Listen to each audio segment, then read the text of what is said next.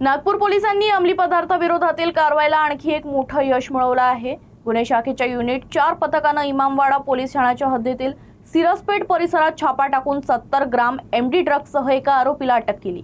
या कारवाईत एका अल्पवयीन मुलालाही ताब्यात घेण्यात आलं असून ड्रग्जचा पुरवठा करणारा आणखी एक आरोपी अद्याप फरार आहे।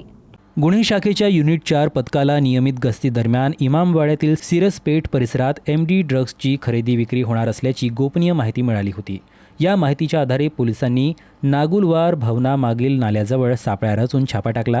या कारवाईत 22 वर्षीय लकी मानपिया याला अटक करण्यात आली, तर एका अल्पवयीन मुलाला ताब्यात घेण्यात आलं।